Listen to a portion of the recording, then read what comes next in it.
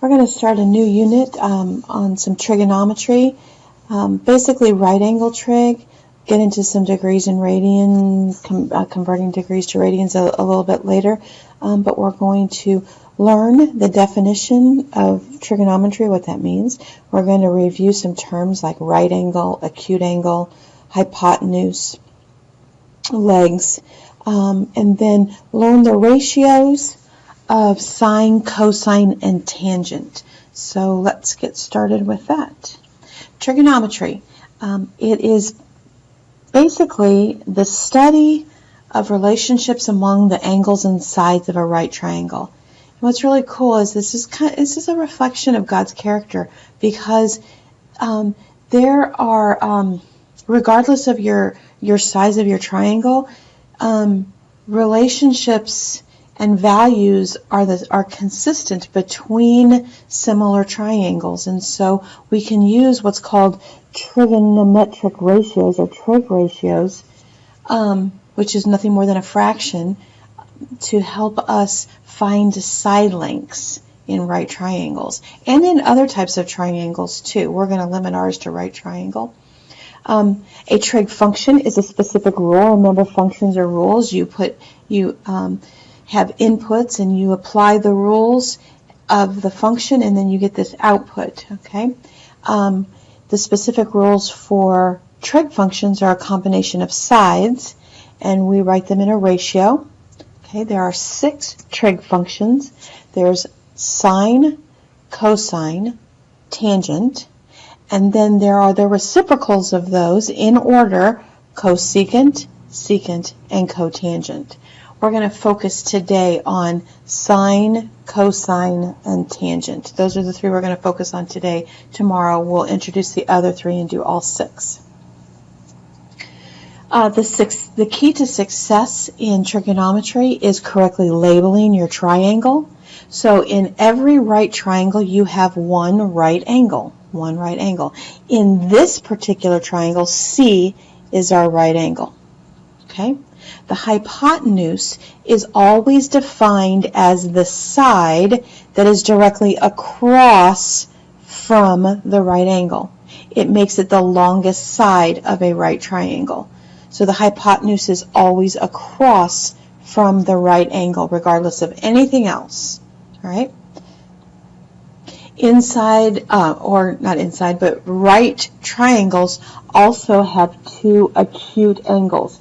2 angles that are less than 90 degrees, right?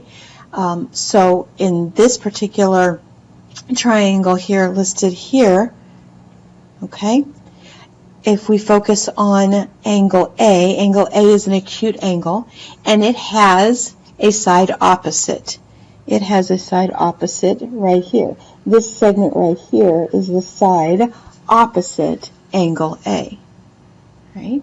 Angle A also has an adjacent side right here. It's one of the sides that actually creates the angle along with the hypotenuse. Okay? In this case, AC is the side adjacent to the angle. Notice that A is in both is both in reference to the angle and into the side. That's what makes it adjacent. Okay? All right. For every triangle, there's another acute angle. We're going to refer to it as B, okay?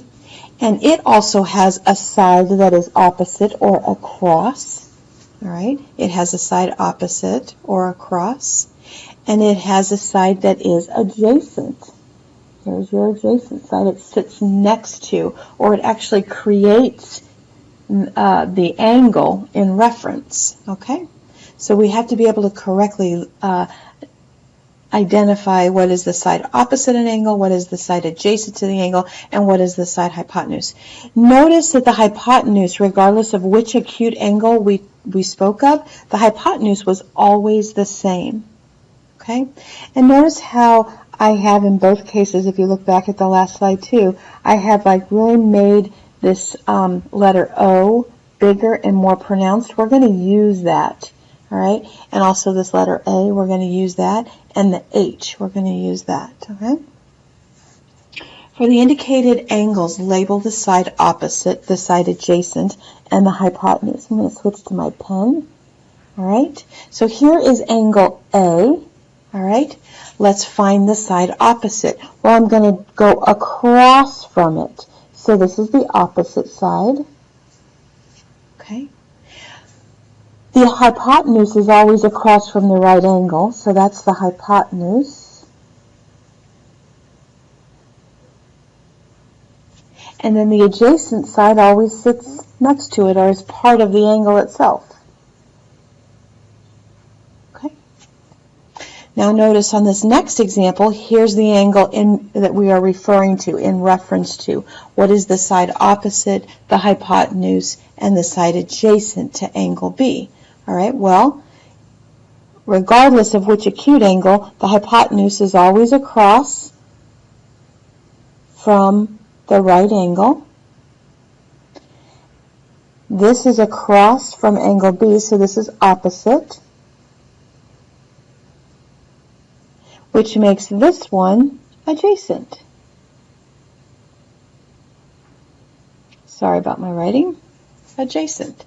All right, so once you hit the pause button, try these next two examples here, and then come back and see if you got them right. All right, welcome back. I'm going to start by labeling my hypotenuse. It's always the safest one for me to do. Hypot. Okay. The side across from it is my opposite. And then the side next to it is my adjacent. All right. For angle B, my side across the 90 degree is my hypotenuse. The side across from B is my opposite. And the side sitting next to my B is the adjacent. All right? So there we go. So we want to make sure we understand how to label our triangles. Okay. Now we get kind of to the meat of the subject. Each trig function has a unique ratio of sides. So every trig function is a comparison of particular combination of sides. We're going to focus on this one, although, I'm going to define them over here, but we're going to focus all of our energy on sine, pronounced sine, cosine, and tangent. All right? The sine of any angle, theta just means it could be any of the acute angles. This is never in reference to the 90-degree angle. The sine of any acute angle, either acute angle, is always the side opposite it divided by the hypotenuse of the triangle. Sine is opposite over hypotenuse. The cosine of either acute angle, that's what this theta stands for, is the side adjacent over the hypotenuse.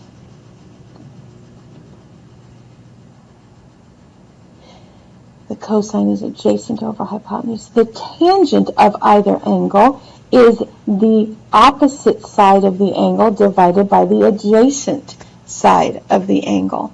Now, an acronym that is used by mathematicians all over the world is called SOHCAHTOA.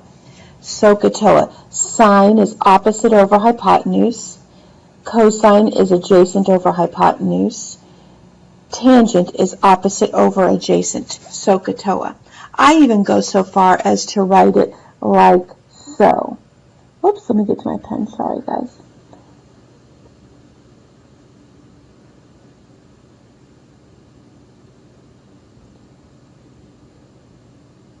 SOHCAHTOA. And that way it kind of ties all of it in together. SOHCAHTOA. Now, I'm just going to define these over here on the right-hand side, and I just want you to kind of look at what's happening with the numerator and the denominator across the sides here. Sine is opposite over hypotenuse. This stands for cosecant. CSC is cosecant. Notice that it is the sine, the reciprocal of the sine. It's the flipped fraction. Flipped. Okay? Flipped.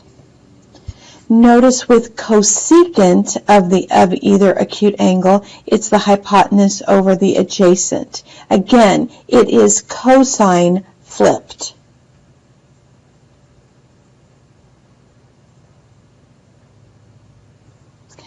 The cotangent is adjacent, the side adjacent the angle, divided by the side opposite the angle. All right?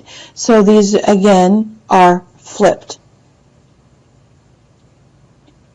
Tomorrow, when we're doing all 6, I recommend that you do them in this order because it helps you see and learn which ones are flipped. Because these all kind of sound, especially these two, they sound a lot alike. Cosecant, secant. Okay? All right. Write the trig ratios of sine, cosine, and tangent for each of the acute angles. So that's for both angle A and angle B. All right? Include the formula for each function. Simplify all radicals. So we're going to have to remember our radical, how we simplify radicals. But on this one, we don't have radicals. We're going to simplify our fractions, though, okay? So the sine of angle A, first of all, let's go through and gently and small, because you have to be able to do it for both angles, decide which is your hypotenuse. Here's my hypotenuse. That's the same for either acute angle. My side opposite of A is here, and my side adjacent to A is here. Okay? So now let's go through and work all the A angles, and then we'll go back through and we'll do a little erasing and work through the B's. All right? So sine is the side opposite over the hypotenuse. Remember SOHCAHTOA. SOHCAHTOA. All right? All right? So my side opposite A is 8. My hypotenuse is 10, and I can reduce that by dividing top and bottom by 2, and I get 4/5. Okay, 4/5. The cosine of A is my adjacent side over my hypotenuse. C-A-H, all right? So I write my little formula, A over H, and then I go pull in my information for my adjacent side. That's 6. And then my hypotenuse is 10. And I'm going to reduce that by dividing top and bottom by 2, and I get 3/5. Okay, so the sine of A is equal to 4/5. The cosine of A is equal to 3/5. Now I'm going to do the tangent. Tangent of any acute angle is the opposite over the adjacent. So it's O over A. What's O? 8. What's A? 6. So I get 4/3. All right? Now we're going to do B. We're going to do the angle B. So I'm going to do a little erasing here just so that I can correctly identify my sides. Okay? And for angle B, my side opposite is 6, and my side adjacent is 8. All right? So sine of B is opposite over hypotenuse, which equals the length of my side opposite is 6. My hypotenuse is 10. So I'm going to reduce that to 3/5. The cosine of my angle B is my adjacent over my hypotenuse. That's an H. Adjacent length is 8. Hypotenuse is 10. When I reduce that, I get 4/5. Make sure you reduce your fractions and your radicals.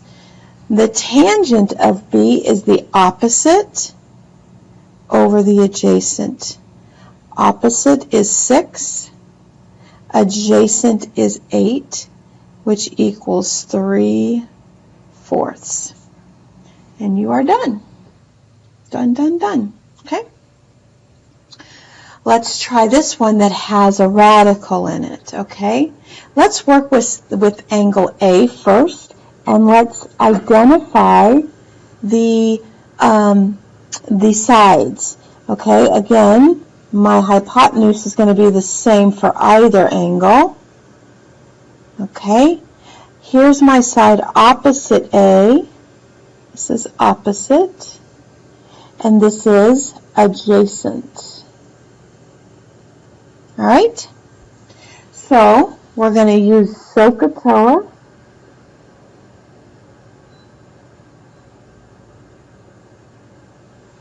And we're going to start with sine of A. And we're going to have opposite over hypotenuse is equal to 3/6, which is equal to 1/2.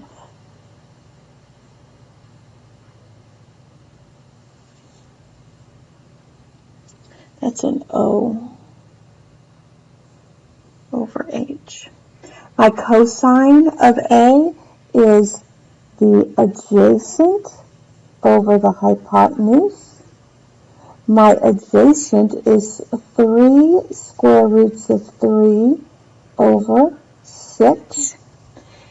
And notice that I have a 3 in the, not the 3 under the radical, but the 3 out in front. Cancels with the 6 down below. And so we have the square root of 3/2.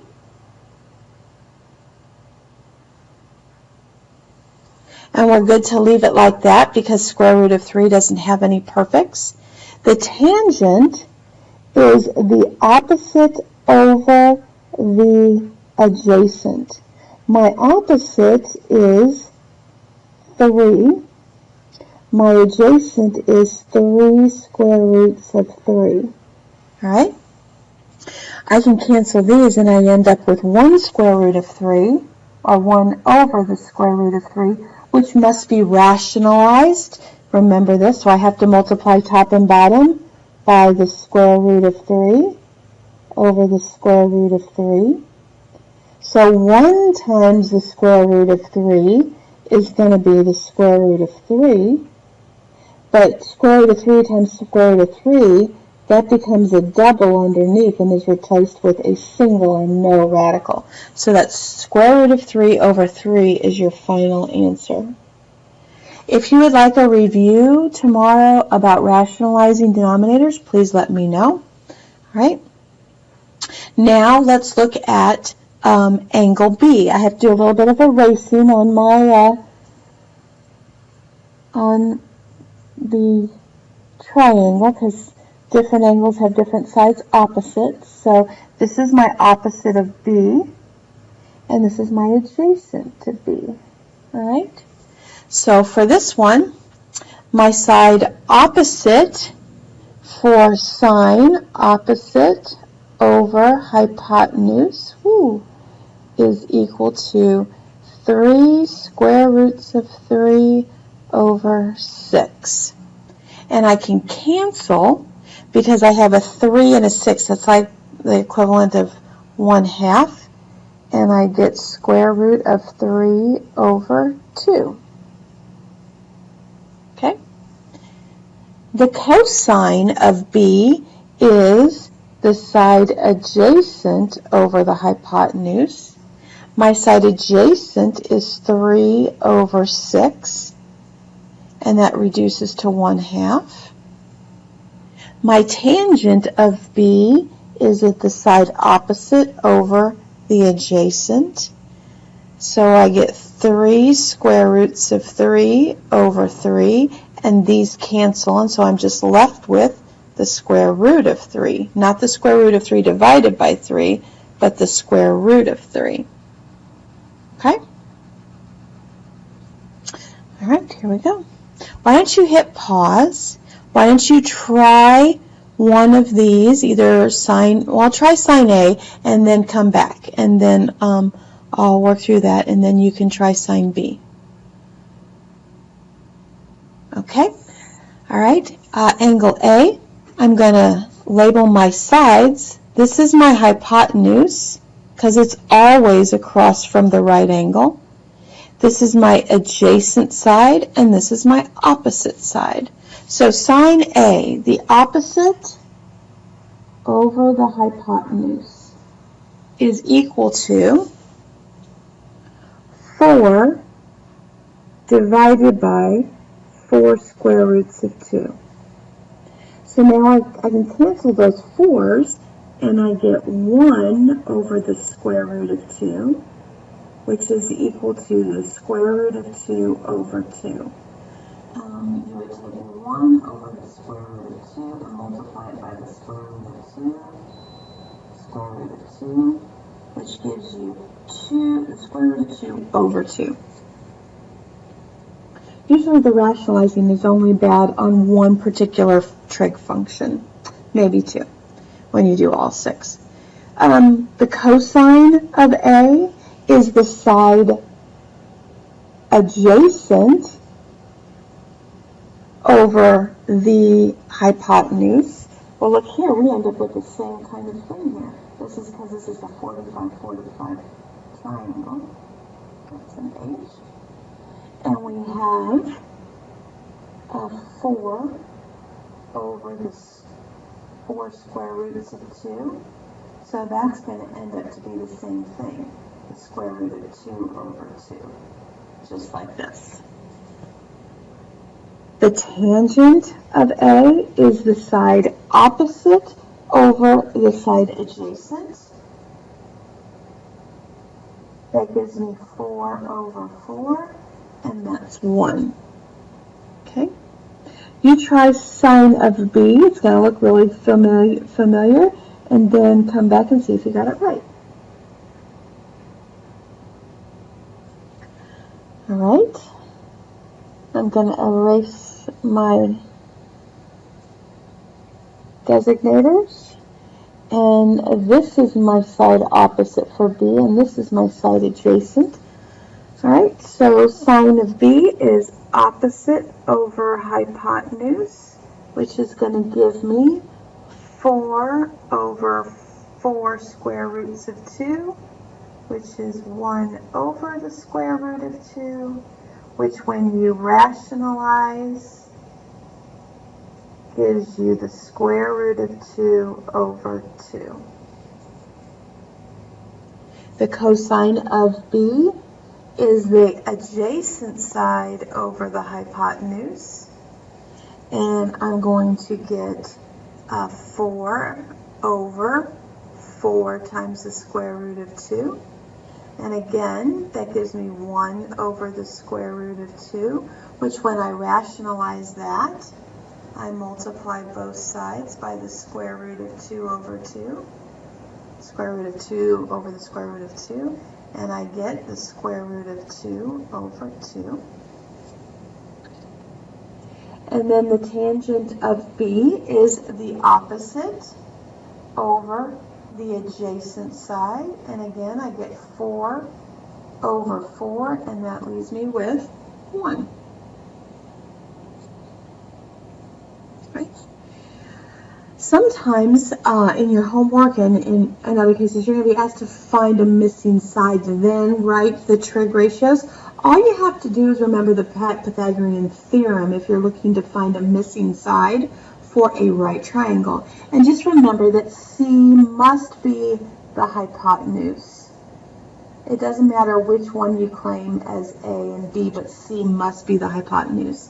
So in this case, if this is A, I have A squared plus 5 squared, which is 25, is equal to 13 squared, which is 169.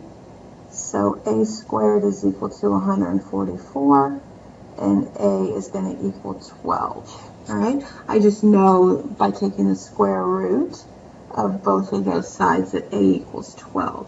To undo squaring, you want to take the square root. Remember, those are inverse operations to each other. All right, so now we know that this is 12. Now we're set to write every single trig function value that we have. So for theta, this is angle theta, all right? We're going to write opposite over hypotenuse. Well, here's the opposite, here's the adjacent, and here's the hypotenuse. So I have 5 over 13. And I can't simplify that anymore. That one is done. The adjacent, the cosine of this angle here, of theta, is the side adjacent, which is 12, over the hypotenuse, which is 13. Again, can't simplify that any further.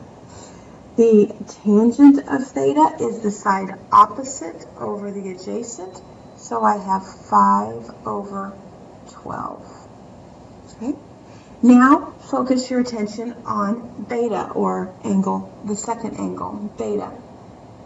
I'm going to do a little erasing here. All right. And I have my opposite side, my hypotenuse stays the same, right? Because it's always across from the right angle. Beta is, the side opposite beta is 12, and the side adjacent to beta is 5. So here we go.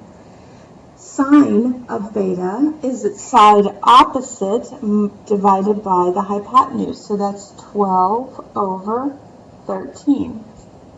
The cosine of beta is its adjacent side divided by its hypotenuse. Adjacent is 5 over 13. And then the tangent is its opposite side over its adjacent side, so it is 12 over 5, right? Why don't you try this one? Hit pause, come back, and see if you got it right. Well, first, hit pause and see if you can calculate the missing side. You need to find this side right here, all right? Find that side. Use the Pythagorean theorem. All right. 12 is my hypotenuse. 8 is one of my legs. So I have a squared plus 64 is equal to 144, which is 12 squared. All right. And then I have to subtract 64 from 144. So that means a squared is equal to 80. I want to pull out perfect squares. I want to leave it in radical form. So I'm going to do some prime factoring here. And I get 5, because it ends in 0, and 16. 16 is a perfect. It's 4 and 4. So I can pull out a pair of 4. So I get a is equal to 4 square roots of 5. So that's this side over here. 4 times the square root of, it's right in my way, 5. 4 square roots of 5. So now for angle theta, all right, I have the adjacent side, the opposite side, and the hypotenuse. And I'm going to use those to figure out sine, cosine, and tangent. All right? My side opposite is 8. My hypotenuse is 12.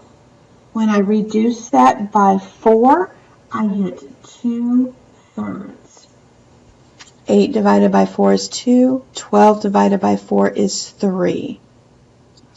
My cosine of the same angle, theta, is going to be 4 square roots of 5 over 12, which 4 goes evenly into 12, so I just end up with the square root of 5. The square root of 5, which is closer to 2 than it is to 3. And then the tangent of theta is opposite over adjacent. So I have 8 over 4 square roots of 5. I'm going to simplify it before I rationalize. And 4 goes into 8 twice, so I have 2 over the square root of 5. And then I multiply top and bottom by the square root of 5 over the square root of 5. And I get 2 times the square root of 5 over 5. And now we do it for beta. I'm going to erase it and well, I didn't do that one. Redefine my sides. This one is still the hypotenuse. This is my adjacent, and this is my opposite. All right? So I get 4 square roots of 5 over 12, which simplifies to square root of 5. Whoops-a-daisy, over 3. That should be a 3 underneath there. Square root of 5. Wow. Wow. Could you tell a big red flag went off in my head? I just got real distracted. Okay. When back over here, you might have thought, well, what happened to that 3, Mrs. Westridge? And you're right. It should have been right there, a 3 in the denominator. Okay. Because the 4 goes into 12 3 times. Right. Now, moving on to my cosine of beta, I have the adjacent side, which is 8, divided by the hypotenuse, which is 12. Divide top and bottom by 4, and you get 2/3. And then the tangent is my side opposite, which is 4 square roots of 5 over 8. All right, now this reduces to the square root of 5 over 2. Notice that I don't have to rationalize this denominator here because my radical is not in the denominator. Why don't you give this one a whirl and see what you get, and then come back and see how you did. Don't forget to find your missing length right here. You need this length right here. All right, welcome back. My hypotenuse is 17, and I know that because it is across from my right angle. So I do a squared plus 15 squared is 225, and 17 squared is 289. That's a 9. Okay, 289. And then I have to subtract off 225, and that gives me a squared is equal to 64. Hopefully you recognize that that's a perfect, and so a is equal to 8. So this value here is 8. Yay, no radicals to rationalize. Whoop, whoop, whoop, whoop, whoop, whoop. All right, so here's theta. So the side opposite, here's opposite, hypotenuse, adjacent, okay? So the side opposite is 15 over 17, done. 17 is prime. Cosine of theta is the side adjacent over the hypotenuse, adjacent over hypotenuse. So that gives me 8 over 17. 17 is prime. Boom, done. And then I get opposite for tangent over adjacent, which is 15 over 8. Boom, done. Okay. The sine of a beta, I'm going to change my little designators here. So it helps if you do it in pencil and lightly so that you can erase. Okay, here's beta. My side opposite is here. My side adjacent is there. Okay, so opposite over hypotenuse is equal to 8 over 17. That's a 1/7. My cosine is adjacent over hypotenuse, which is 15 over 17. And then the tangent is opposite over adjacent, 8 over 15, just like that. Okay? So if you're noticing some patterning going on here, you're paying attention to the details. Okay? All right. A little bit trickier problems give you the value of one of your trig functions. In a right triangle, we have theta and beta are the acute angles. Find sine and tangent of theta, sine, cosine, and tangent of beta if the cosine of theta is equal to 3/7. That's a lot of words, but it's not so bad once you just kind of settle in. All right. By definition, cosine has to be adjacent over hypotenuse, correct? So 3 has to be the length of the side that is adjacent to theta. Can't be the hypotenuse, right? So here, this has to be 3. The hypotenuse, which is always across from the right angle, has to be 7 by definition. And then we can use the Pythagorean theorem to figure out what this side is right here. All right? So we have a squared plus 9 equals 49. So a squared has to equal 40. And then we want to simplify that. So that's 4 times 10. So this is going to be, well, let's do it with a tree so that you know it's 5 and 8. And then 8 is 2 and 4 and 2 and 2. So this is the only pair I can take out. So it becomes 2 times the square root of 10. That's the length of that side. 2 times the square root of 10. Okay? All right. Sine of theta. Okay? Sine is the side opposite 2 square roots of 10 over the hypotenuse, which is 7. And I can't simplify that. My radical's in the numerator, so I don't have to worry about rationalizing that. The cosine of theta is, well, that's what we were given. That's what it started with, so we don't even really have to worry about that. We just repeat that one. And then the tangent of theta is the side opposite 2 square roots of 10 over the side adjacent, over 3. Okay? Now, we use this exact same numbers for the sides, but we focus our attention on beta, and the side opposite beta is equal to 3/7. The side opposite is 3, the hypotenuse is 7.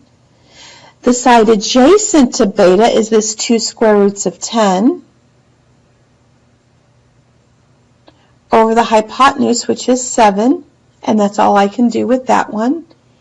And then the tangent of beta is the side opposite, so that's 3 over 2 square roots of 10.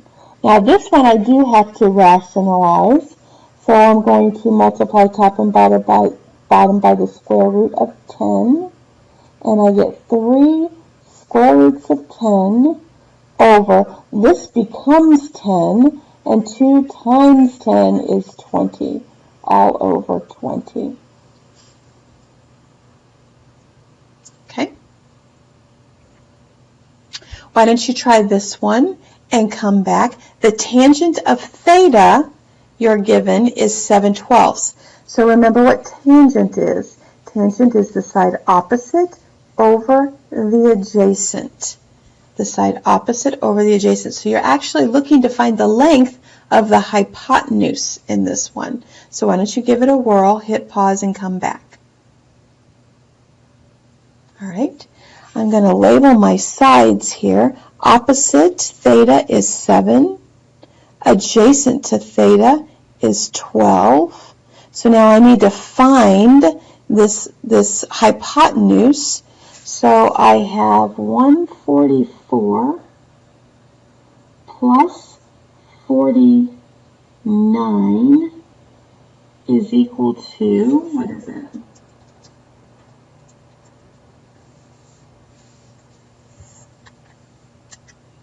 $193. And then let's see, 12, 13, it's not divisible by 3, it's not divisible by 2, it's not divisible by 5. Try 7. No. Not 11, not 13. I believe that's prime. So that means that C, let me just double check. I did 12 squared plus 7 squared, 193. It's just going to be the square root of 193. So this is the square root of 193. Okay? So my side opposite theta is going to be 7 over the square root of 193, which when I multiply top and bottom by the square root of 193, I just get 7 square roots of 193 over 193. 7 square roots of 193 over 193. The cosine of theta is going to be the side adjacent to theta divided by the square root of 193, which is going to give me 12 square roots of 193 over 193. And then tangent, we were provided that 7 over 12. For the sine of beta, the side opposite is 12 over the square root of 193. So that gives me 12 square roots of 193 all over 193. The cosine of beta is 7 over the square root of 193, which equals 7 square roots of 193 over 193. Remember, when we rationalize the denominator, we don't end up with a square root underneath there. And then the opposite over the adjacent is 12 over 7. Okay? All right, so if you'd like to get a kind of a head start on your homework, I'm going to be asking you to write those ratios several times. Try not to do it where you just kind of do patterning, H. Try and do it so that it helps you make a mental memory of these relationships. All right, I will see you tomorrow. Thank you so much for listening. I appreciate it, and take care.